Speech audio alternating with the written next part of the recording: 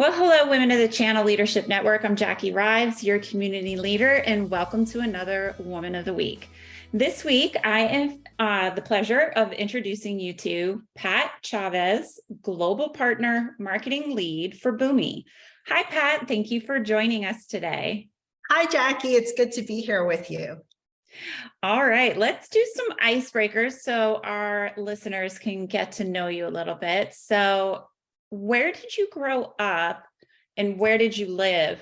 I kind of said that backwards, but where do you live and where did you grow up if that's different? Yeah, so I am fortunate enough to have experienced the best of both coasts. I grew up in New York, so that is my hometown, and it's very energetic and vibrant area, as many of you may know. And so naturally, I had to find something equally as vibrant, and I'm now in Silicon Valley within the greater San Francisco Bay Area. So it's just a wonderful experience to have had the opportunity to live on both coasts. I'm not going to disagree with you. Both those places are amazing. So that is awesome. Might be a little envious. All right. So if you don't mind sharing, what's a little known fact about you? Well, more men than women know that I am a huge sports fan. I love basketball. I love football, soccer, hockey at the collegiate level, at the pros.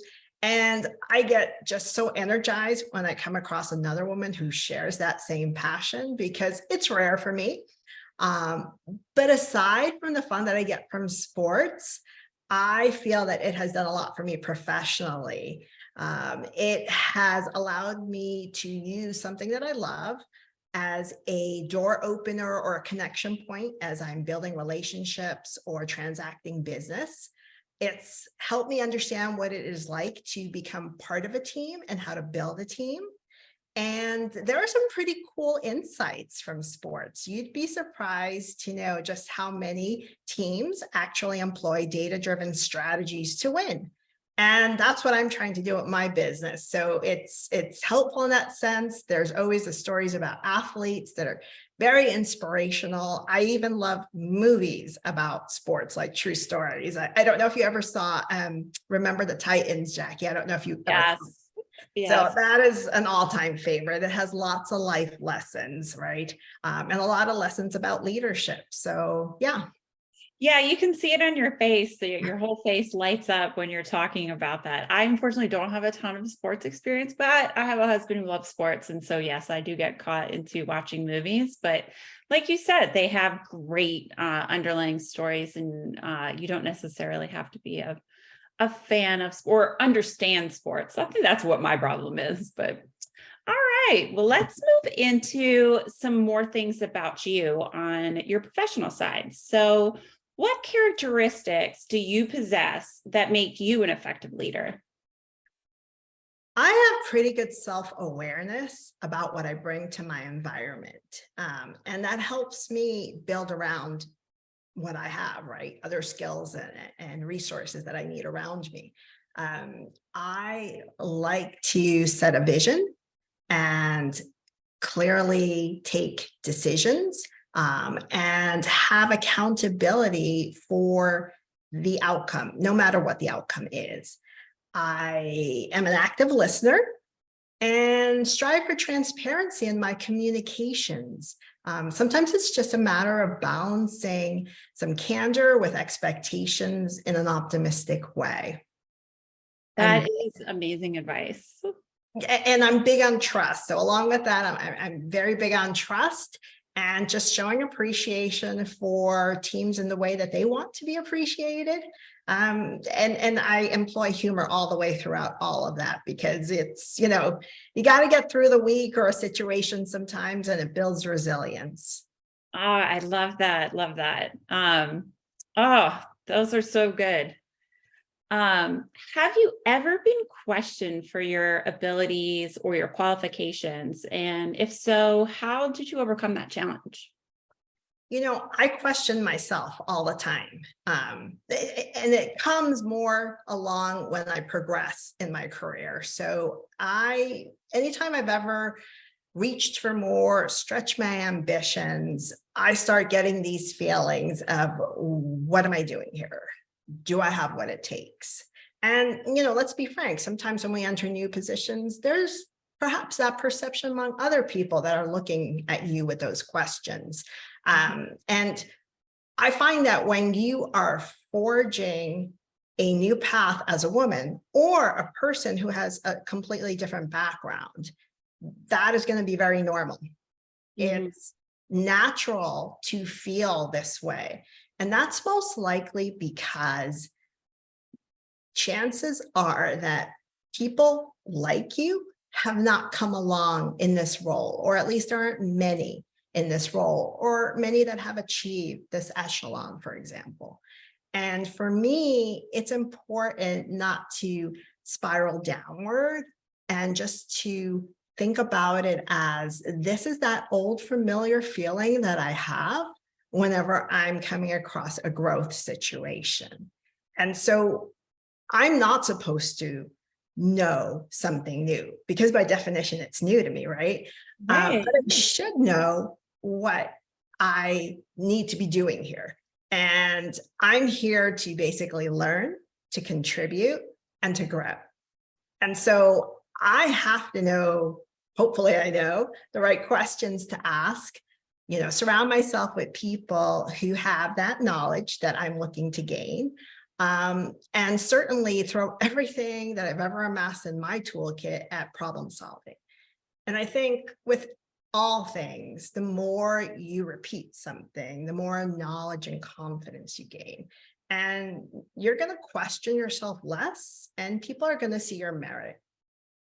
Yeah, those are great tips. I mean, it probably wasn't until recent that I really kind of connected that for myself. Like when I'm uncomfortable or I'm questioning myself, it's usually because I'm in the midst of a new challenge. Like I'm learning new skills, or, I've got a new role that is outside of my comfort zone. So, I mean, that's pretty much what you're saying. And then taking it, and just embracing it. And I love that you're constantly spinning positivity and humor and ways to kind of embrace that uncomfortableness and use your resources around you. So amazing advice. I love it. All right, let's pivot to one of my favorites. What is something you've learned that you wish you knew early in your career? There are a few of those when you think back. The first would be, don't limit yourself to roles that are based on companies' definitions. It is okay to move around and have different experiences. I find that the more that you explore different opportunities, the more you truly learn what you're good at. Your career doesn't need to be linear. And in fact, if you want to be heading up a division or the C-suite, you're going to be expected to have experience that's well-rounded. That means adjacent spaces. So I would say give yourself the opportunity to explore. I also think that something that goes hand in hand with that is, don't be afraid to fail, because it's the trial and error where I have learned the most. If something's running smoothly, there really isn't that much growth there, right? And I know everyone's situation is different. So I would say if the opportunity arises and you can afford to do so, you should take the risk, because it'll serve you well in the future. And networking. Networking is big. As you know, we have this great community here of women, but I don't think early on enough I understood that or appreciated that. And it is these folks who essentially will be the promoters of your brand, who will be kind enough to give you feedback so you improve yourself, and ultimately may give you an opportunity in the future. So I think networking is just as important as the experience that you gain along your professional career.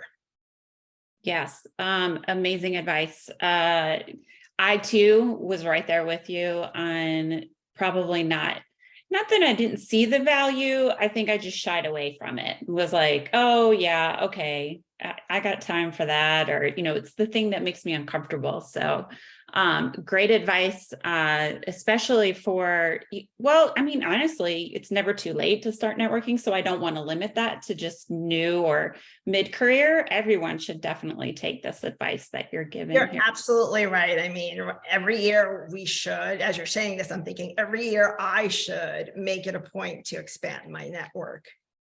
Yep. Great advice. I'm taking that one for sure for myself. All right.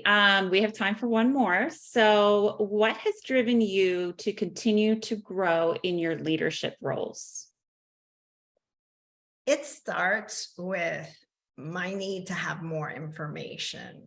I like to better understand how things work. So couple that along with the fact that I like change and I like being a steward of change. So I'm going to find myself in areas outside my comfort zone from time to time. And I'm also a competitive person and I ask more of myself. Lastly, I would say that I have a responsibility to my teams to have best in class leadership. So all those things together, I think, drive me and fuel that interest in growing. Pat, I can't express my thanks enough for the things that you have shared today, a little bit of your journey, some definite wise advice.